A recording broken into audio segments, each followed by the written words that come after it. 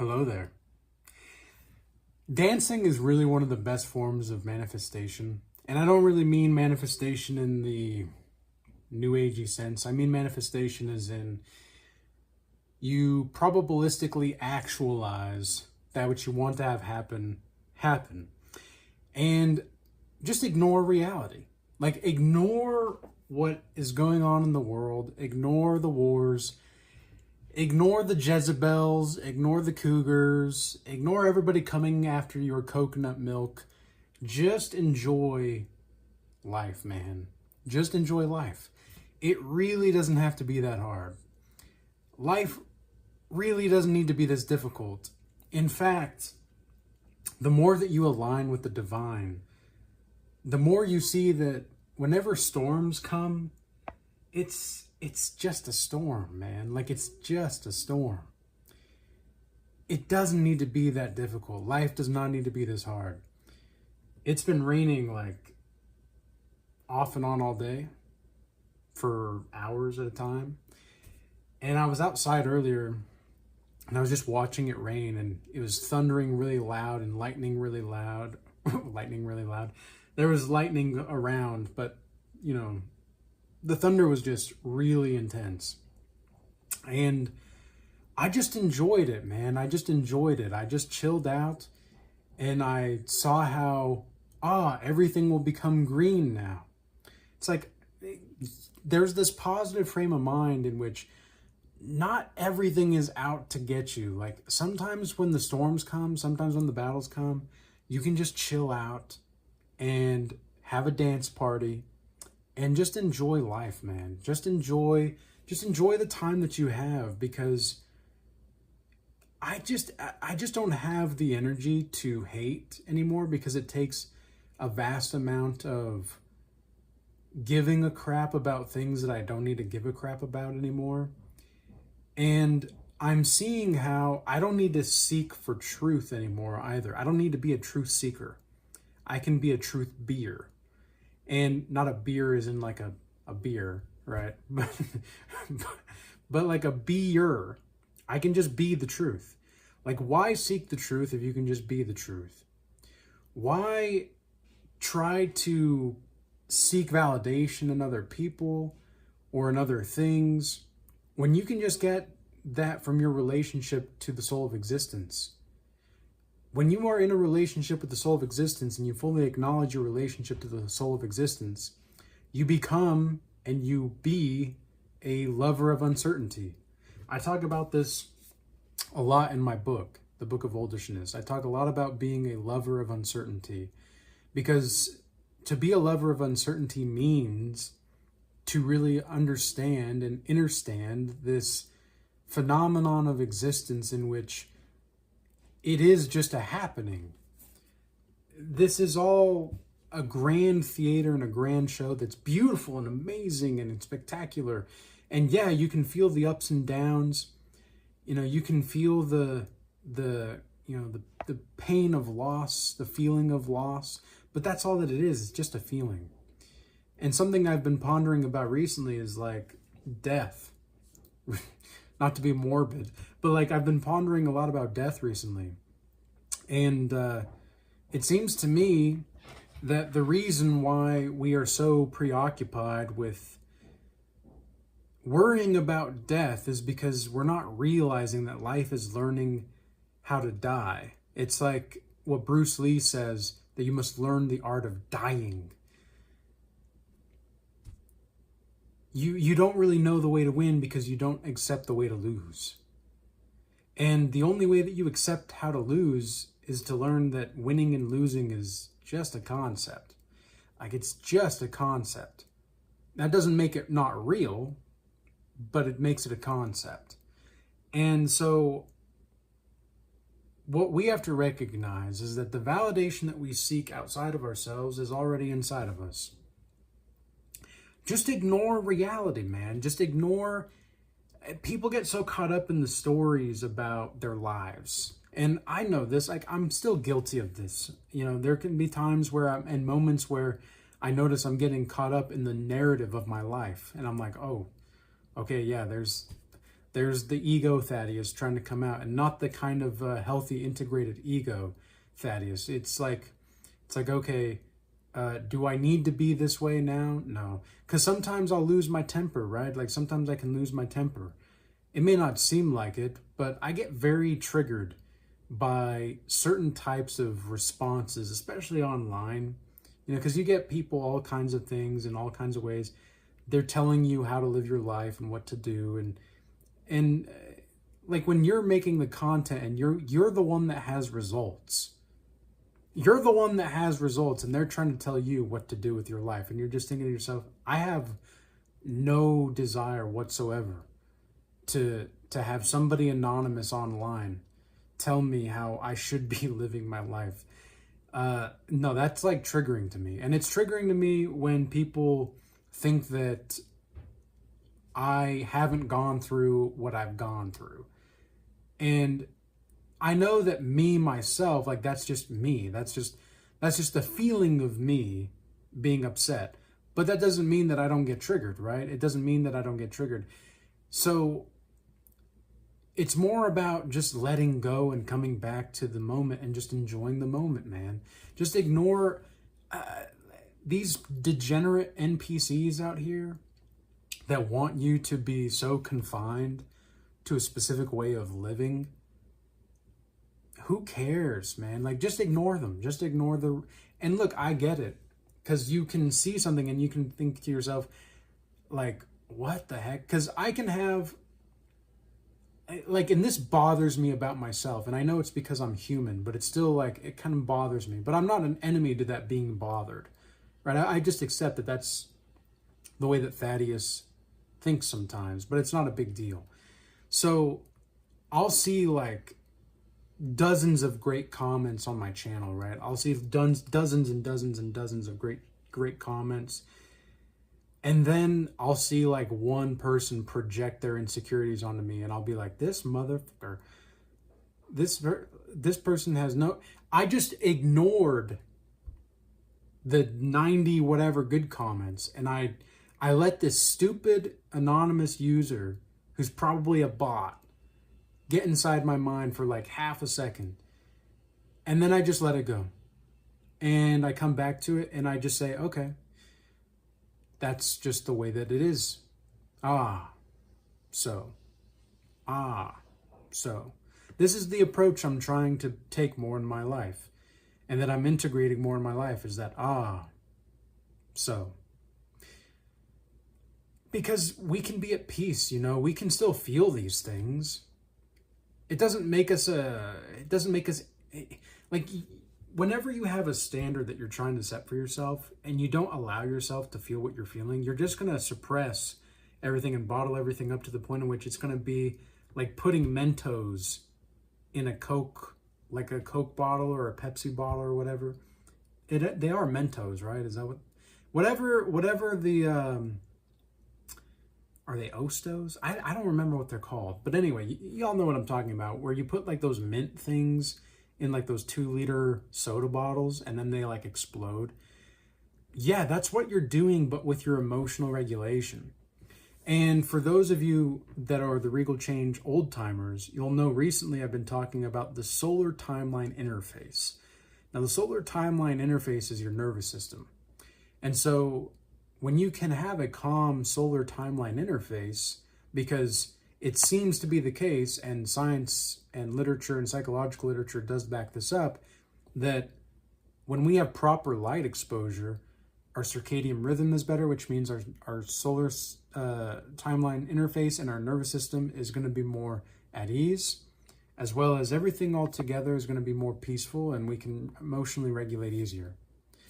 Like, this is just what happens, right? Like, this is just, it's natural. We're not plants, right? We don't have photosynthesis capabilities, but because the way that plants work is that the more light they have, the more that they're going to grow, really, as far as, because they use light as a source of food, which I think is very fascinating, by the way. The more that you study light and what light is and what you are, like the more you see what you are, that you are light, you are love and the place that comes from it, You know, that's really profound to think about. But we don't need to be so caught up in what these people are doing or saying. Like, and even because I get a lot of people messaging me on like Instagram or my ex account, where they'll talk about how, oh, I'm going through this right now, and I'm going through that right now, and I'm doing this to do that, and I'm getting this to get to that. And it's just like, oh, these people are trying to cast spells on me, and I'm just like, I feel like the demons are out to get me. It's like, well, that's because you think that way. You feel like the demons are out to get you because you feel like the demons are out to get you. Have you ever considered ignoring the demons? Like, have you ever tried to just ignore the demons?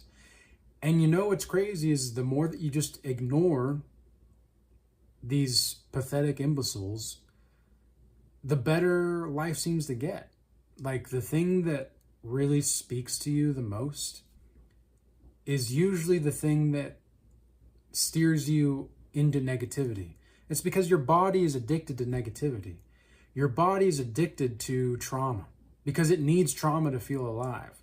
Whereas the spirit, it yearns for you to be calling to you for joy, to choose love, to choose peace. And yeah, sometimes we're going to go through these human experiences where, this guy did that, this motherfucker. But that's a normal response to somebody projecting insecurities onto you, man. Like, that's a normal response, but it doesn't have to stay there forever. It doesn't have to be there. You can just let go of it. And you can just dance, man. You can just dance. You can have a dance party. You can have a dance party and just chill out. Because I think that this is one of the reasons why a lot of Christians, they idolize suffering. This is one of the reasons why I don't really believe anything anymore. And it's the same thing with like Muslims as well. Hindus are really the only types of religions that I see that are one of the main religions that actually embrace joy, like to a degree in which other religions don't. And it seems to me like a lot of Hindus are more spiritually developed in certain ways than a lot of the Westerners. Because the Westerners, they still think that they need material things in order to feel satisfied. Whereas the philosophy of the East, I mean, they're approaching life in just such a different way, especially with the idea of reincarnation. So in the West, if you don't believe in reincarnation, then you have to do everything you can to get what you can as soon as you can, right? But when it comes to reincarnation with the East, the Eastern philosophy, and I'm not saying I believe or don't believe reincarnation, I'm just giving these as an example, right? In this instance, when it comes to reincarnation, it's like, oh, well, maybe I was just meant to be poor in this life, or maybe I was meant to be rich in this life. Like, they have a totally different frame of mind going into certain modes of thought and modes of being than others do. And it's because of this different philosophy and approach to life that causes the clash between religions and ideas. It's not really the religions themselves, because the religions are all trying to speak toward the same thing. It's the rock parable that I give in the Regal timeline theory, which is, okay, imagine there's a rock in the river, and on that side of the river, it looks like the rock is flat. But on this side of the river, it looks like the rock is round. And if you go inside the river, you can see moss underneath it. Well, so whose vantage point is right? Well, nobody really knows, but they all agree there's a rock. They all agree there's something there, right? They all agree that there's a rock in the middle of the river. This is the parable in which I use to describe the soul of existence. And so the soul of existence is there. Like, there is no doubt that the soul of existence is there. How we approach it and how we perceive it, well, that's going to be dependent upon your data points that you have. So if you have certain data points, then yeah, it's going to be perceived in a certain way. Like, for example, I've been doing a lot of research into the correlations between Dionysus and Jesus Christ recently. And it's profound, the similarities in the stories. I mean, it's just profound. And I won't get into it too much. I'm going to do that on my Regal Shaman channel later, maybe within the next day or two. But because I'm still configuring all the data, because the data points that I've been able to accumulate is just staggering. I mean, it's just, there's no way you can look at that and say, oh, it's just a coincidence. Like, there's just no way you can look at that and think that it's a coincidence.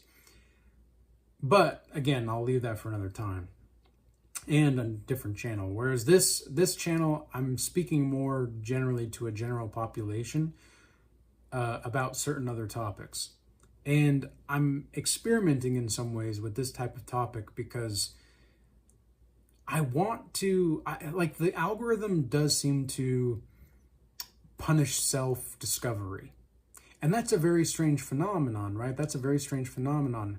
How come the algorithm seems to punish self-discovery and yet reward all of these degenerate behaviors? Well, it's because the masses want to see that. You know, they want to see that. The NPCs want to see that. And so I have to be very creative in my strategic thinking mind as well to ensure that there's going to be as many people as possible that see this message, that are going to resonate with it, and they're going to receive value. Like, they're going to actually be able to receive. Because a lot of the people, like the people that will project their insecurities onto you, if you're really trying to give them value, there is nothing that you can do that or say that is going to help them change their mind. And I'm not even trying to change minds. Like, I'm not even trying to change anybody's mind. I'm just like, hey, let's explore this. Like, this is cool. This is so fascinating. I just want to be in the truth. I don't want to try to force anybody or change anybody's mind. Like, that's really not my goal at all. My goal is to just live. like that's just it, man. Like, I just want to dance and party and have a good time. I just want to celebrate and enjoy life. And it seems like a lot of people, I mean, let's be honest, guys. Like, people get off on the doomer maxing crap. Like, they do, man. They do. If I were to make a video about how terrible the world is and how dark it is and how the Antichrist is, like, everybody's going to watch it. But if I make a video about, like, like, life is amazing. Like, nobody gives a shit. Because maybe it's because they can't relate to it. Maybe it's that. But maybe it's also because they're trying to seek relationships in the suffering. Like, when they say misery loves company, man, misery really does love company, man. Misery really does love company. Because they can't stand the sight of being self-aware. Because when you're self-aware, you are self-aware. You know, and I put the emphasis there because when you're self-aware with a lowercase s, you're capital S, self-aware. So what I mean by this is that the self, the totality of being, is something that many people, they may not understand this, but I have a good feeling that if you're this far in the video and you've resonated with this message, you're going to get it lickety split, no doubt. Or you're interested enough to be like, okay, I think I understand what this guy's saying, but it's kind of blowing my mind right now. So yeah, and I know that it's going to blow people's minds because it blew my mind. Like, here's the thing also, boundaries dissolve the more that you let yourself just be. And boundaries not only physically, but also in the mental and spiritual domain. This is one of the reasons why I think that it is so important for us to recognize the differentiation between dissolving in our minds, in our egos rather, through our minds, and dissolving ourselves, and then dissolving into the self. Because if you want to be a container, like if you want to be a true container of life, if you want to be a vessel for the soul of existence to express itself through you, you have to let go. You just have to let go, ignore reality, what you think is supposed to go on, and just be. And just be what you want to be. Like, a lot of people have asked me how to be better in this way or that way, or how can I be on semen retention for longer, or how can I be more mindful of certain lustful thoughts on celibacy and all that. It's like, develop your relationship with it. Stop trying to get rid of it. Create a better relationship dynamic with it, because that's not something that's going to go away. Okay, if there are people out here, people seem to think that feelings and people are basically the same thing. And that's an interesting phenomenon in of itself, right? Because they think that, well, when I don't want this person, I'm just going to ghost them. And they think that that's what they can do with their emotions. It's like, oh, well, I'm just going to ghost my own emotions. It's like, well, there's a difference between feeling the emotion and letting go of it and not being attached to it, and just trying to trying to hide yourself from it. It's like exactly what happened with Adam and Eve in the Garden of Eden. Okay, what happened when they tried to hide themselves from God? God was like, yo, why are you hiding? Where are you at? Where are you at? Why are you hiding? God knew they were hiding. The soul of existence knows if you're trying to hide from it. The construct that we live in, this mathematical construct, is comprised of what I call a symbolic narrative field. So in the Regal timeline theory, for the Regal Change old timers, I haven't really talked about this too much yet because I've been working on a project for the Regal timeline theory, but the symbolic narrative field is a neutral field in this construct that allows you to, when you feed it certain narratives and symbolic narratives into that field, the construct is going to reflect back to you these things. So if you think that people are negative and people suck and people are this and people are that, like, that's what's going to be reflected back to you. Now, don't get me wrong, there are some strange people in this world, and there are some very mid and gross people and degenerate people. But why focus on that? Yes, acknowledge it, like, yeah, that's the truth of this world. That's the truth. There are people like that. We can't escape that. There's no hiding from that. But why focus on that? Why would a king focus on the people that are trying to destroy his kingdom from the outside in? Like, why? Other than to just fortify his boundaries and the walls, right? Because here's the thing, even that metaphor in of itself is not really adequate to what can be experienced. Like, it's like what Jesus says in the Bible, and I'm not preaching here, okay, because I don't technically follow Christ anymore. I have utmost reverence for Christ, but I don't technically follow Christ anymore, okay? I'm not a Christian. And even though people might think, oh, he's secular now, oh, he's not this anymore. It's like, actually, I've never strayed from what I see as the truth. Like, it's more about dissolving those things that don't know how to be verified or can't be verified. It's like, why even have faith to begin with when you can just trust your own relationship with God, or what I call the soul of existence? Why would you have faith in something that when you can just have a relationship with it? Like, it's like having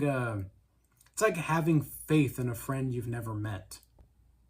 So this is going to be the best friend you've never had, and you've never met them, and you just have faith that this friend is going to provide for you. And yes, that can be valid, right? The faith does, the trust, I prefer the term trust over faith and belief. The trust does come first. However, if you actually have a relationship with the thing, then, or the person, then why would you need the faith to begin with? When you can just have trust? And because you've seen enough and you've trusted enough to where you can just trust it. Like, you don't need to have belief in something if you can just actually be with it, right? Like, why would you believe something if you can just be with it? That's the main point that I'm trying to make here. So it goes again with everything that we're going through in this life. It's that why would you even try to believe in something that you can't verify when you can just have a relationship with what you can verify, which is your own experience in relationship to the that, the soul of existence. So ignore these people, ignore the degenerates, ignore the NPCs, ignore the non-player consciousness, and step into and reclaim that which is rightfully yours anyway, because it is yours. And that's the whole point, is that you are not separate from the world, and the world is not separate from you. Like, we're meant to be set apart, sure, but set apart doesn't mean separate necessarily. Set apart means you are being a trusted participant in the world, but you're not isolating yourself, and you're not trying to, or you're not being isolated. You're just being, man. Like, who cares what these people think? Don't be a religionist. Instead, focus on how to be more of a trusted participant and really feed people in their mind, body, and soul. So with all that being said, ignore reality and just be. All right? Peace be with you. Until next time.